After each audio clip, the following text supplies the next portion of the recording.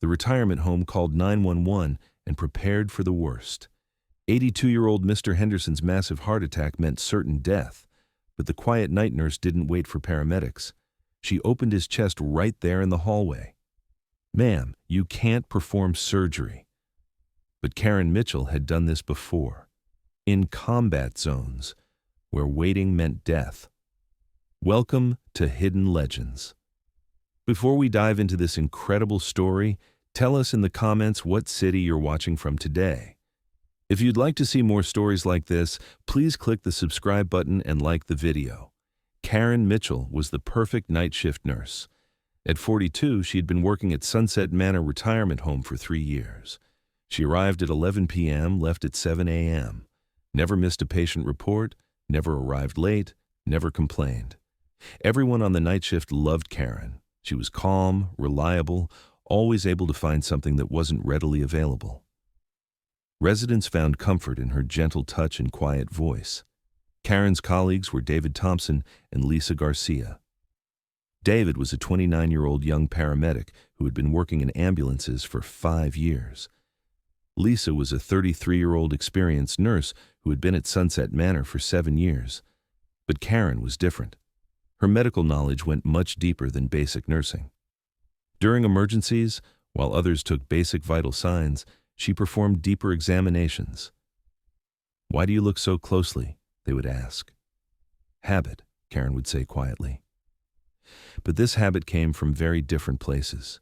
Karen's equipment checks were different from the others. She would inspect every tool with surgical precision: 4 needles, intubation equipment, cardiac monitors, as if she were preparing an operating room. Her colleagues sometimes found Karen's methods strange. "We're paramedics, Karen, not surgeons," they would say. Karen would smile and not answer, because actually they were both wrong. Karen's depth of medical knowledge amazed even the supervising doctors. "Where did you go to medical school?" they would ask. "Different places," Karen would say, always vague, never details, and those places were very different from normal medical schools.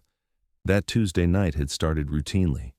Karen, David, and Lisa were taking normal calls: minor accident, elderly fall, chest pain, standard night shift work. But the call that came at 2:34 a.m. wasn't normal at all. Karen Mitchell's decision to join the Army came at a pivotal moment. In her senior year of college, medical school applications had been rejected. But instead of giving up, she chose a different path. The Army would be the beginning of her medical career, not the end. She had started in the medical corps, but after basic medicine, she was selected to go further: advanced combat medical training, the most elite program. But this was just the beginning. The real specialized training hadn't come yet. Special operations medical training, advanced surgery in combat zones, life-saving operations in field conditions. Karen was selected for the top 1%, and that training would be very useful in the emergency room that night. Her first deployment was Iraq. Forward surgical team, performing surgery on wounded soldiers before they could even be moved to an operating table. Advanced medical procedures in combat conditions. That experience had changed Karen. Her second deployment was Afghanistan, this time attached to special forces, medical support on the most dangerous missions: bullet wounds, explosive injuries, complex trauma cases. And the techniques she learned on those missions weren't things ever used in civilian hospitals. Karen had taught herself to work in silence: no extra equipment, limited resources, maximum efficiency. Her hands had become instruments, and those hands would attract a lot of attention at Sunset Manor that night. Her third deployment was near the Syria border. Black operations medical support, combat surgery under fire. Karen was now competent at field surgeon level. But why had she left the military to become a nurse? That story was more complex. PTSD, readjustment issues, civilian life challenges. Karen's transition hadn't been easy. High-stress medical work felt comfortable, but civilian hierarchy was different. And that frustration was about to explode that night. After receiving an honorable discharge in 2020, Karen had transitioned to the civilian medical field. She'd used PTSD therapy, readjustment counseling, and career transition support. Hospital nursing had been a perfect fit, It reminded her why she'd become a medic, helping vulnerable people. The hospital environment was stable, predictable, positive after years of chaos. Peace was welcome. When Sunset Manor hired her, Karen was overqualified: bachelor's in nursing, military medical experience, advanced certifications.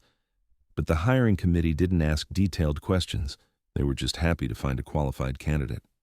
Day-to-day work was simple compared to combat medicine. But she noticed things others missed. A child with unusual breathing patterns, possible asthma development, a patient complaining of headaches, potential vision problems.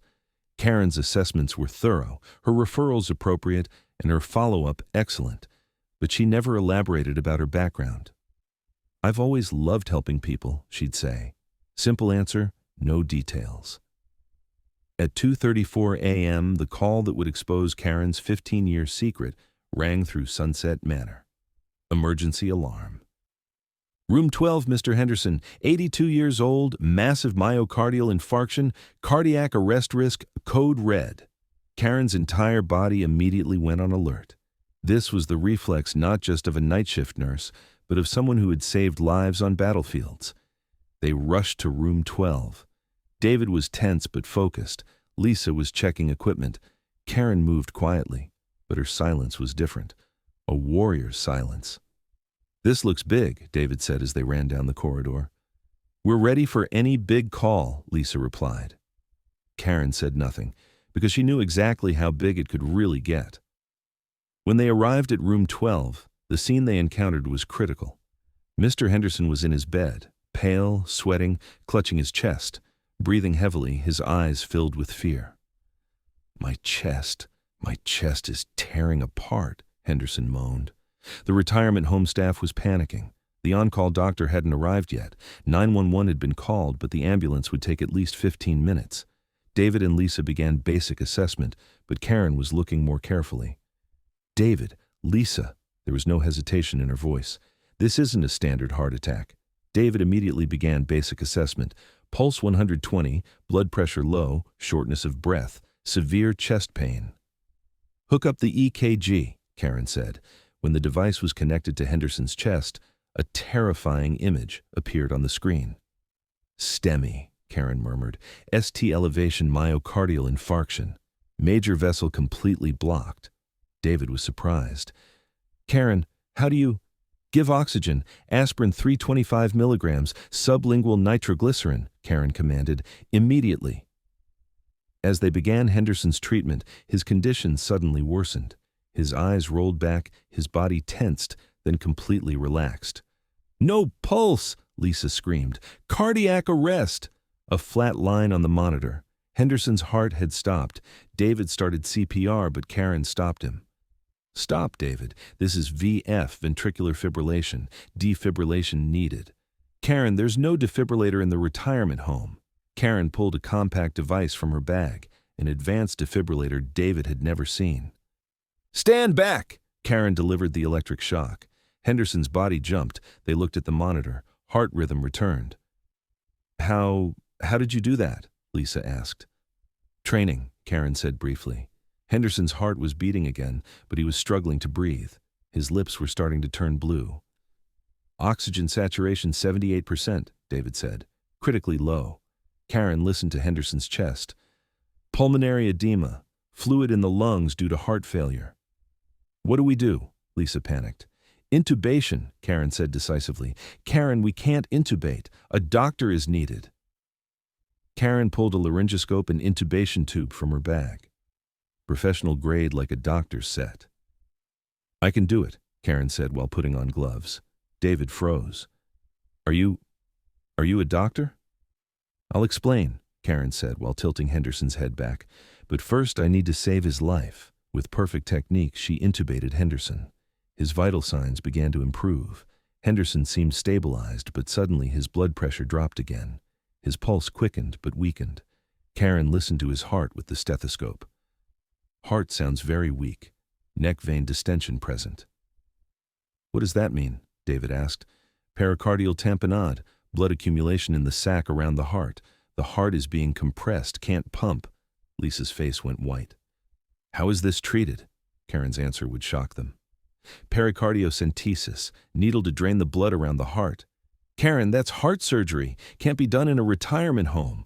Karen looked at Henderson. The man was dying. The ambulance hadn't arrived yet. I'll do it, Karen said. Karen pulled out a long, thin needle from her bag, without ultrasound guidance, working only with anatomical knowledge. Karen, if you make a mistake— I won't make a mistake, Karen said. I've done this 32 times in Afghanistan. Afghanistan? David and Lisa's mouths fell open. Karen inserted the needle into Henderson's chest, advancing toward the heart while monitoring his pulse. Suddenly, dark red blood began flowing from the needle. Tamponade being drained, Karen said calmly.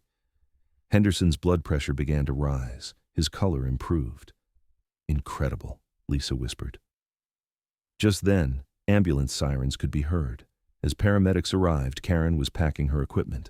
David and Lisa couldn't recover from the shock. Quiet nurse Karen had just performed cardiac surgery. Karen, David said with a trembling voice, you need to tell us who you are. Karen answered while removing her gloves. Major Karen Mitchell, Army Special Forces Medical Corps, retired. That night, one life was saved. One person lived because an ordinary night shift nurse was actually a combat surgeon. David and Lisa were still in shock. Karen, why didn't you ever tell us? Because it wasn't necessary, Karen replied. I'm a nurse now. No, David shook his head. You're a legend. As they headed to the hospital, David and Lisa looked at Karen with different eyes.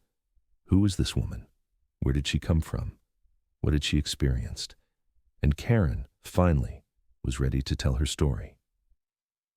During the transfer to the hospital, the truth would come out. Sunset Manor Emergency Department, Dr. Rodriguez, the attending physician, began reviewing the case. Who provided initial treatment? Our nursing team, David replied. Dr. Rodriguez looked at the medical charts and froze. This is extraordinary. Intracranial pressure management, advanced chest decompression, complex trauma stabilization. This is surgical-level care. Karen was quietly cleaning equipment, but Dr. Rodriguez's next question would reveal everything. Who provided this level of care? David and Lisa looked at Karen, and Karen finally decided to tell the truth. I did, doctor. This is residency-level trauma surgery. Where did you train? Karen took a deep breath.